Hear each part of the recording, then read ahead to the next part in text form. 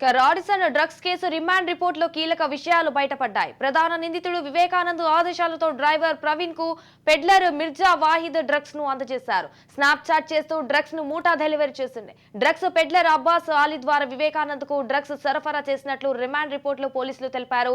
ఫిబ్రవరి నెలలోనే 10 సార్లు డ్రగ్స్ సరఫరా చేసినట్లు పోలీసులు గుర్తించారు. మిర్జా వహీద్ బేగ్ రిమాండ్ రిపోర్టులో మరోసారి డైరెక్టర్ క్రిష్ పేరును పోలీసులు ప్రస్తావించారు.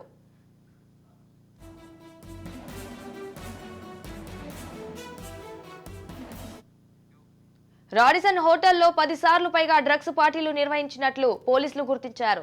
2 గ్రాములకు 30,000 గూగుల్ పే ద్వారా చెల్లించారు. ఫిబ్రవరి 24న కోకైన్ పార్టీలో 10 మంది నిందితులు హాజరయ్యారని రిమాండ్ రిపోర్టులో తెలిపారు. Mirza Wahid film Nagar, Gachibowli ISB, Jubilee hills లో కోకైన్ ను అందజేసినట్లు అధికారులు గుర్తించారు.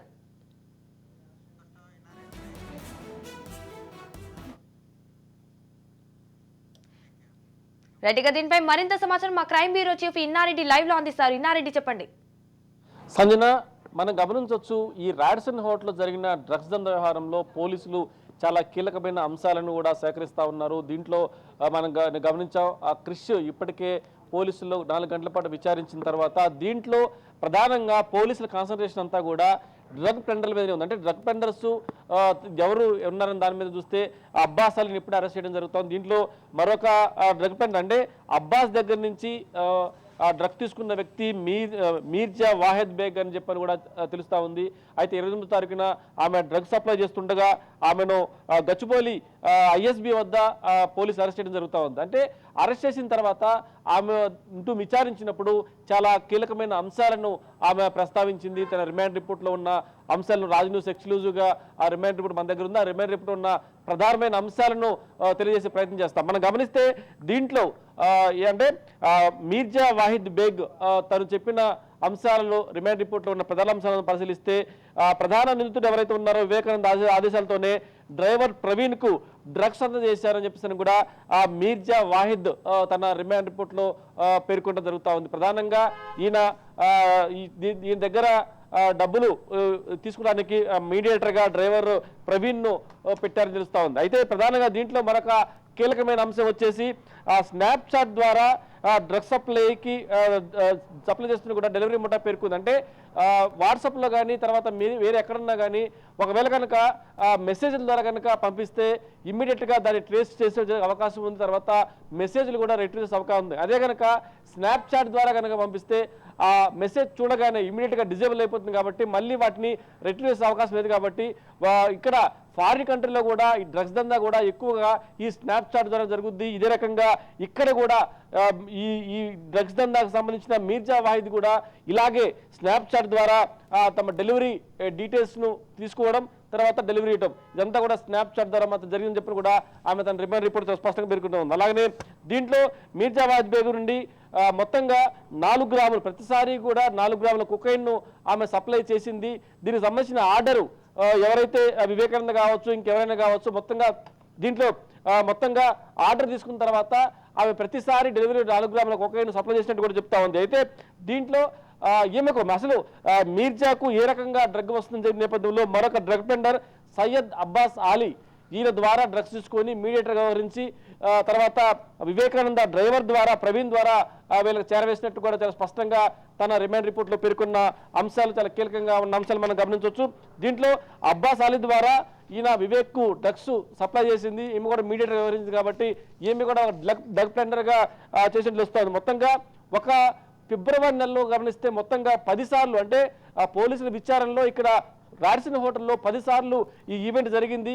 ఈవెంట్లో 10 సార్లు కూడా చాలా కీలకమైన వ్యక్తులు ఈ టీంలో పాల్గొన్నారు అని చెప్పిన నేపథ్యంలో 10 సార్లు కూడా ఈ మీర్జా వాహిద్దే సప్లై అంటే అబ్బాస్ ఆలీ దగ్గర డ్రగ్స్ తీసుకొని మీర్జా ఆ డ్రగ్స్ని తీసుకుపోయి ఈయన వివేకానంద డ్రైవర్ ప్రవీణ్ ద్వారా ఆ డ్రగ్స్ని సప్లై చేసినట్టుగా చాలా కీలకమైన విషయాలు వెల్లడించింది తన రిమాండ్ రిపోర్ట్. అది కూడా వివిధ ప్రాంతాల్లో డ్రగ్స్ ను వాళ్ళకి అందజేసినట్టు తెలుస్తా ఉంది. మనం ఒకసారి ఆ ప్రాంతాలు పరిశీలిస్తే ప్రధానంగా మనం గమనిస్తే ఈ ఫిలిం నగర్లో ఒకసారి, గచ్చిబౌలి ఐఎస్బీ దగ్గర ఒకసారి, జూబ్లీ హిల్స్ లో ఒకసారి, ఇట్లా అంటే ప్రతిసారి కూడా పోలీసులు ఎక్కడైతే తక్కువగా ఉంటారో పోలీసులు లేనిది చూసుకొని, అది కూడా చాలా ప్రధానంగా సీసీ కెమెరాలు ఎక్కడైతే ఉండవో ఆయా ప్రాంతాలను ఎన్నుకొని మరీ కూడా వాళ్ళు చాలా జాగ్రత్తగా, అంటే ఎక్కడ కూడా బయటపడే అవకాశం లేకుండా చాలా పకడ్బందీగా డ్రగ్స్ సప్లై చేశారని చెప్పని కూడా మీర్జా బేగం తన రిమాండ్ రిపోర్ట్లో పేర్కొంటాం. మనం స్పష్టంగా చూడొచ్చు.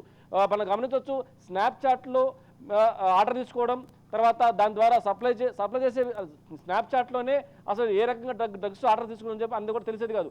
గతంలో వాట్సాప్ చాటింగ్ ద్వారా కనుక చేసుంటే ఖచ్చితంగా ఆ మెసేజ్లు రిట్రీవ్ చేసే అవకాశం ఉంది. కాబట్టి వాట్సాప్ చాట్ని ఉపయోగించకుండా దీంట్లో వీళ్ళు స్నాప్చాట్ని వాడడం తెలుస్తూ ఉంది. అంటే చాలా పకడ్బందీగా బయటపడే అవకాశం లేకుండా చాలా పకడ్బందీ ప్లాన్ తోటి ఈ డ్రగ్స్ సప్లై చేసినట్టు కూడా మీర్జా బేగం తన రిమాండ్ రిపోర్ట్లో చెప్పడం జరుగుతూ ఉంది. దీంట్లో A13గా ఉన్న అబ్దుల్ రెహమాన్ తర్వాత మరో డ్రగ్ ప్లాంట్తో కలిసి దాదాపుగా ఈ మీర్జా బేగం చాలా మందికి దాదాపుగా 1 సంవత్సరం పాటుగా ఈ డ్రగ్స్ దందా కొనసాగిస్తూ ఉందని తెలుస్తోంది. మరి దీంట్లో వివేకానందన్ బ్యాచ్కి 10 సార్లు సప్లై చేసింది. మరి ఈ సంవత్సరంలో 1 నెలలోనే వివేకానందకు 10 సార్లు డ్రగ్స్ సప్లై చేసిన నేపథ్యంలో మరి సంవత్సరం పాటు జరిగిన ఈ డ్రగ్స్ దందాలో ఎవరెవరికి సప్లై చేసింది, దాంట్లో కీలకమైన వ్యక్తులు ఎవరు, దాంట్లో ఎవరెవరికి సప్లై చేసిన నేపథ్యంలో ఆమెకు సంబంధించిన బ్యాంక్ డీటెయిల్స్, అంటే ప్రతిదీ కూడా గూగుల్ పే ద్వారా ఆమె డబ్బులు తీసుకుని చెప్తున్నా కూడా చాలా స్పష్టమైన ఆధారాలు సేకరించిన తర్వాత తన రిమాండ్ రిపోర్ట్ అనేది పేర్కొంది. దాదాపుగా 2 గ్రాముల డ్రగ్స్కు దాదాపుగా 30,000 రూపాయలు ఛార్జ్ చేసిందని చెప్పి కూడా తెలుస్తూ ఉంది. ఫిబ్రవరి 24వ తారీఖు మధ్యాహ్నం కొకైన్ పార్టీలో 10 మంది నిధులు హాజరైనట్టు తెలుస్తుంది. ఈమె సంవత్సరం పాటు ఎంతమందికి సప్లై చేసింది, తర్వాత వివేకానందకు సప్లై చేసిన 10 సార్లు సప్లై చేసిన నేపథ్యంలో ఎక్కడెక్కడ, అంటే ఏ ప్రాంతాల్లో ఆమె డ్రగ్స్ను వాళ్ళకి అందజేసింది, తర్వాత డబ్బులు ఏ రకంగా తీసుకుంది, అంటే 2 గ్రాములు 30,000 రూపాయల చొప్పున తీసుకున్నట్టు చెప్తా ఉంది. ఒకవైపున ఫిలిం నగర్ కావచ్చు, తర్వాత దీంట్లో గచ్చిబౌలి కావచ్చు. అంటే ప్రతిసారి డ్రగ్స్ సప్లై చేసిన ప్రతిసారి కూడా చాలా జాగ్రత్తగా సీసీ కెమెరా లేని ప్రదేశం, తర్వాత పోలీసుల పహారా తక్కువ ఉన్న ప్రదేశం అన్ని ఎంచుకొని మరి కూడా వాళ్ళు డ్రగ్స్ని తీసుకున్నట్టు కూడా చాలా స్పష్టంగా తన పోలీసులకు తెలియజేస్తూ ఉంది. ఇదే కాకుండా మరి సంవత్సరం పాటు మీర్జా బేగం ఈ డ్రగ్స్ చేస్తున్నప్పుడు ఇంకా ఎంతమంది సప్లై చేసిన దాని మీదనే పోలీసులు ఇప్పుడు ఒకవైపున అబ్బాస్ను, ఒకవైపున మీర్జా బేగం ఇద్దరిని కూడా తిరిగి పోలీస్ కస్టడీ తీసుకుంటే ఇంకా చాలా విషయాలు బయటకు అవకాశం కనిపిస్తా ఉంది. Sanjana, right, thank you for the updates Inna Reddy.